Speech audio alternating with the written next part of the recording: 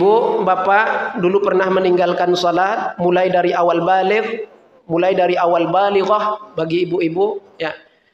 Sekira-kira berapa waktu yang pernah ditinggalkan Bapak Ibu? Mulai dari awal balik ya, mulai dari awal balighah kalau ibu-ibu. Berapa waktu yang sudah ditinggalkan itu? Tak terhitung doh Pak Ustaz. Banyak Pak Ustaz. Taubat. Taubat dulu ya. Taubat kepada Allah, ya Allah, aku bertobat dari meninggalkan sholat ya Allah.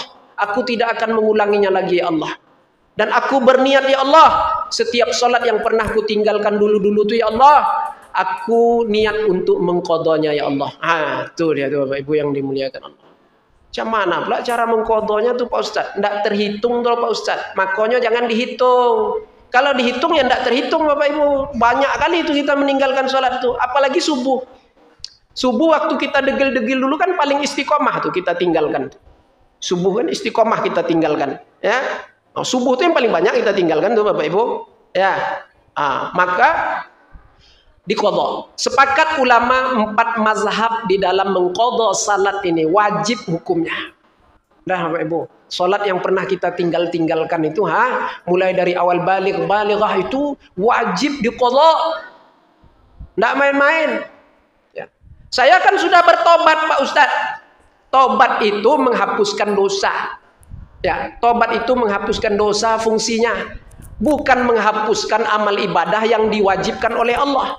Sholat wajib, sholat fardu yang pernah kita tinggalkan itu ya tetap tertulis di dalam catatan amal kita, di mana kita pernah meninggalkan sholat di umur sekian, ya di hari ini, di jam ini, semuanya tertulis lengkap di dalam kitab buku amal kita, tak terluput sedikit pun dari pengetahuan Allah Subhanahu Wa Taala. Kita masih tertulis di dalam buku amalan kita itu, catatan amalan kita itu sebagai tarikus sholah, orang yang pernah meninggalkan sholat. Itu tidak terhapuskan dikarenakan taubat Bapak Ibu yang dimuliakan Allah. Jadi sekali lagi taubat itu fungsinya menghapuskan dosa, bukan menghapuskan amal ibadah yang sudah diwajibkan oleh Allah yang pernah kita tinggalkan itu tetap ada dan mesti diqadha baru lunas. Itu Bapak Ibu yang dimuliakan Allah. Sepakat 4 mazhab itu Bapak Ibu yang dimuliakan Allah. Ya. Kemarin ada Ustadz tuh menyampaikan enggak perlu diqadha Pak Ustadz. Enggak perlu diqadha. Terus banyak aja salat-salat sunat. Tobat banyak-banyak kan salat sunat. Itu sumbernya daripada Imam Ibnu Hazm. Saya sampaikan malam ini sumbernya daripada Imam Ibnu Hazm. Beliau seorang ulama Az-Zahiri, mazhab Zahiri.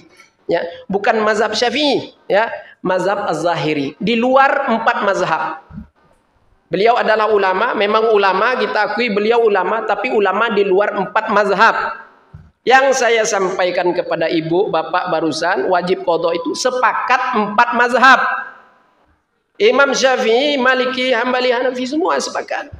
Bahwasanya sholat yang pernah kita tinggalkan, entah kemarin, entah sebulan yang lalu, entah tahun lalu, dulu mulai dari awal balik, ya yang udah banyak kita tinggalkan tuh wajib diqadha. Ya, wajib diqadha.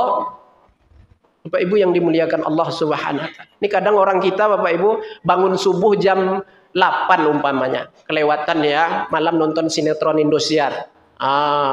Pagi bangun jam 8 subuh, sholat subuh belum lagi Bapak Ibu. Ini kayak mana nih Pak Ustadz? Ya Bapak Ibu, tetap dilakukan sholat subuh itu. Ini ada juga orang kita Bapak Ibu, ngapa sholat lagi nih, waktunya dah habis, nggak bisa sholat lagi doh katanya. Nggak bisa sholat lagi katanya. Anak pula nggak bisa. Di waktu kita sadar kita baru bangun tuh kita belum sholat, itulah waktu sholat kita. Qadha namanya tuh. Jadi qadha ini Bapak Ibu membayar ya sholat yang sudah terluput waktunya. Itu yang kita kerjakan itu dinamakan qadha. Sholat di luar waktu namanya. Kalau di dalam waktu itu namanya, kalau kita ulang lagi i'adah namanya itu. Kalau sudah lewat waktunya kita buat lagi sebagai mengganti, itu namanya qadha.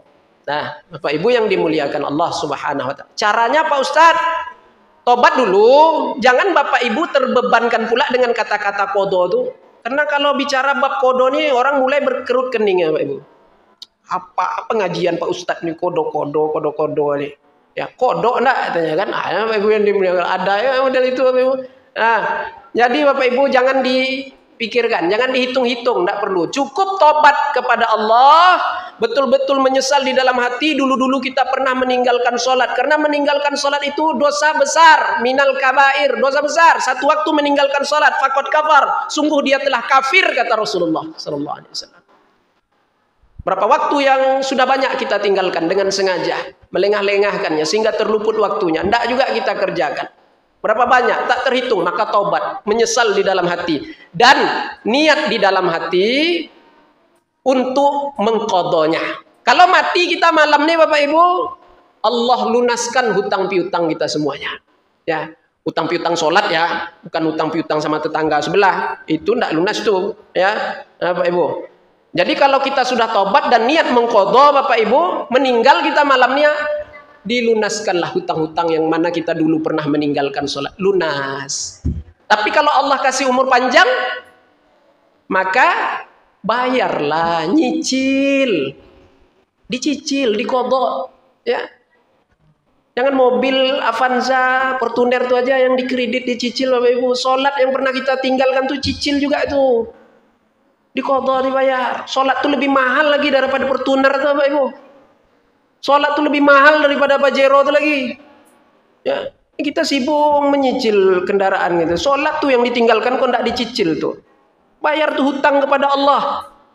Terlebih utama untuk dilunaskan. Nah, jadi caranya Pak Ustadz, qabliyah ba'diyah. Untuk orang-orang yang banyak meninggalkan sholat tidak dibenarkan.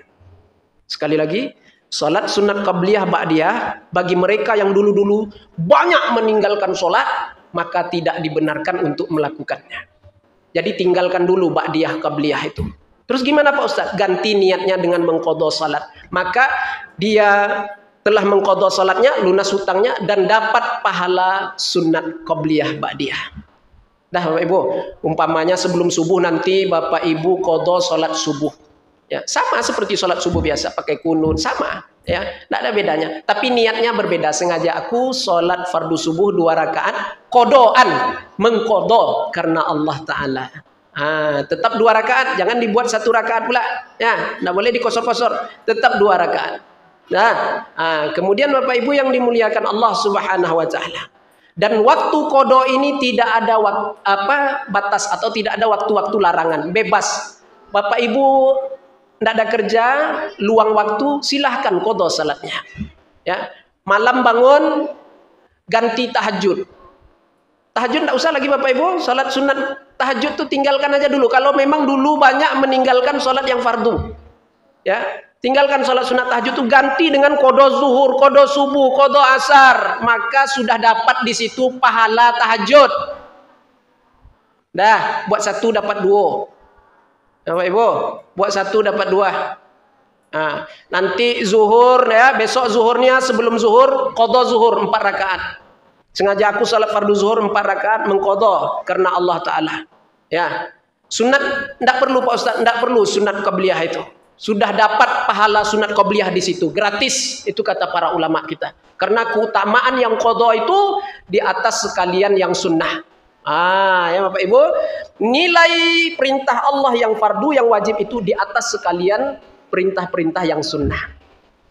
Jadi jangan sesekali kita bandingkan amalan sunat dengan amalan yang fardu Bapak Ibu. Jadi aku tidak bisa Isra nanti lagi Pak Ustaz. Apa pula dibandingkan Isra dengan qadha? Ya, Isra sunnah, mengqadha itu wajib. Bapak Ibu, tidak bisa kita banding-bandingkan itu. Yang ditanya nanti Bapak Ibu, yang pertama sekali disoal, dihisap itu bukan sholat Isra kita, bukan sholat duha, sholat qabliyah ba'diyah, bukan sholat sunat tahajud kita. Awwalu ma yuhasabu, yang pertama sekali dihisap di hari kiamat itu, di dalam kubur itu sholat kita. Sholat yang 5 waktu itu, as-salawatul khams. Nah, Bapak Ibu yang dimuliakan Allah Subhanahu Wa Taala. Yang penting tadi saya ulangi lagi, niat taubat, ya, taubat sebenar-benar taubat, jangan mengulanginya lagi, jangan sesekali meninggalkan salat lagi, kemudian niat di dalam hati untuk mengqadhanya. Itu aja. Tidak ada, jangan sampai jadi beban lah di dalam pikiran. Niat mengqadha. Jadi kalau meninggal pendek umur kita, lunas hutang-hutang kita meninggalkan salat. Kalau Allah beri kesempatan hidup, qadha salat kita. Dah.